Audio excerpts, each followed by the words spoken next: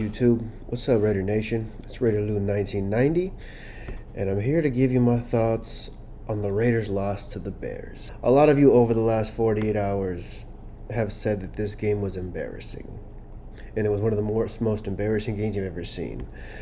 Now, I'm personally going to disagree with that. Over the years, I'm sure we all can agree we've seen some pretty damn bad losses. Overall performance-wise and score-wise, we have seen worse than this one. I'll just be the first to agree, this one was bad. This one was bad. Hell, even the very first drive of the game was encouraging. Hoyer got Adams involved right away. Damn near all his targets were on that first drive. It just sucked that Daniel Carlson missed the field goal. We come up with nothing. Outside of that first drive, Davante Adams wasn't even targeted in the second quarter. And then he wasn't targeted until late in the third quarter. In the second quarter, that's when Jakobi Meyers started getting his targets. Hoyer got him involved. He had a cool little game. Another game where he ate again. Had that garbage touchdown, even though that was from O'Connell. But that was like one of the things that I was noticing in this game. First quarter, Davante Adams targeted.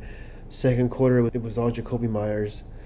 Third quarter, it was almost like a mixture. There was a few attempts to Michael Mayer, but it's Hoyer. It's like he wasn't.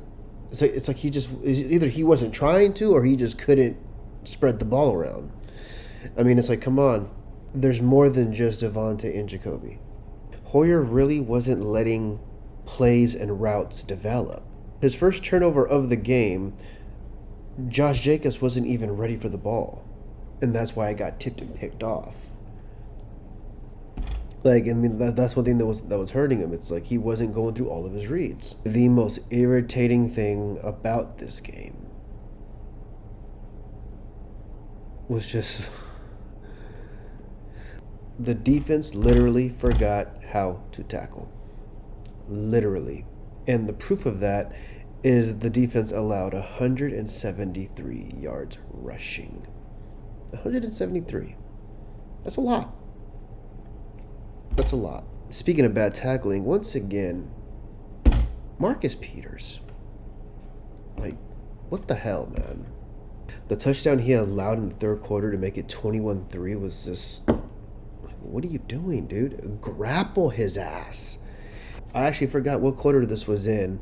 That one-hand touch, not even trying to make a tackle that Peters had on number 13, Tyler Scott. I don't know what that was. For a player of his caliber, as much as Raiders media hyped him up when he was signed, come on, man, that's ridiculous. I don't know what the hell that was. It was just ridiculous. And it pissed me off because I remember when Peters first spoke to the media and he was talking about how it's, how he's from Oakland and how he literally chose 24 because of the history behind that number. If that's the case, then what the hell do you call that? Tackle. You're a damn pro. For crying out loud. You're a damn pro. Marcus Peters was supposed to be the leader of that secondary. If you're leading by example, congratulations. That was a joke. Whoever does editing on Twitter, I like how they highlighted that specific play. It was literally, I was like, he didn't even attempt to make a tackle. Two-hand touch wouldn't even stop that damn play. Take away the defense. The inconsistency on offense. 2 for 9 on third down. 2 for 9. It's never going to get it done. I don't give a damn who you playing against. In recent memory, the Raiders have had this issue with allowing all these no-name quarterbacks, whether it's a rookie or a young veteran making their first career start. These are quarterbacks that are basically no-name players. Nobody knows about them, and you give their very first NFL start basically a career day. You make them look good, and hey, credit to the Bears coaching staff. They put together one hell of a game plan, and even more credit to the Bears players because they executed it beautifully. I mean, Tyson Bagent, youngster was 21 of 29 for 162 yards. And see, that's what I mean by the Bears coaching staff put together one hell of a game plan and the players just executed it beautifully. It's because 21 for 29, you're like, damn. It's a high completion percentage. And it's like 162 passing yards really isn't, it ain't much. It's just it was a lot of short passes. They kept it simple for him. And hell, he even had 24 rushing yards. But the biggest key for him was 0 turnovers. I mean, hell, no disrespect to Kruk because he did get his 1 sack. It just seemed like outside of that, this dude was able to basically sit back there comfortably and just get the ball out to all of his playmakers. The Bears executed their game plan beautifully. I mean, you gotta give credit where credit's due.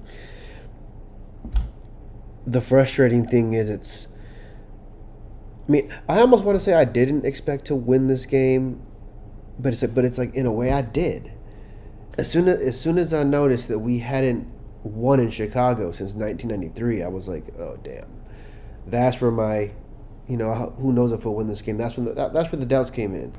But when you look at the Bears roster and you compare it to the Raiders roster, and you look at how the Raiders have more superior talent, it's a no-brainer. This was a game the Raiders should have won.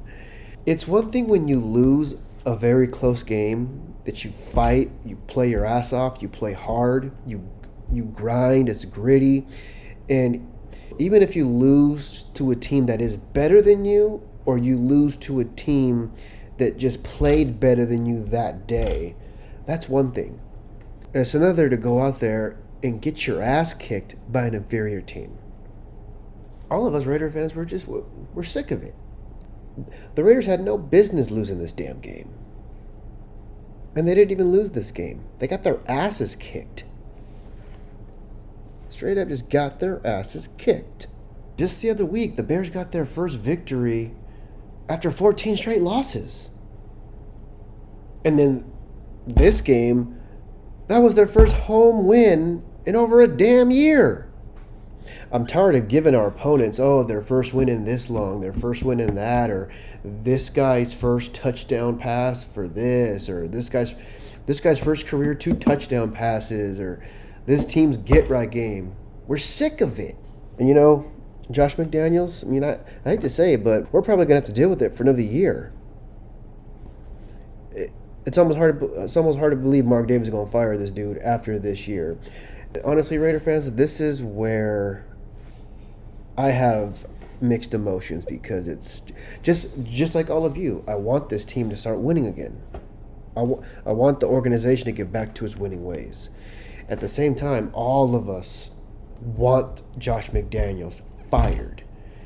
And to tell you the truth, if you want him fired as soon as possible, the only way that will probably happen is to continue to lose this season.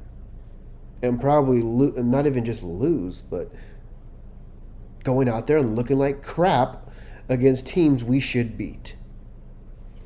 I'm not trying to get up on Sundays hoping we lose.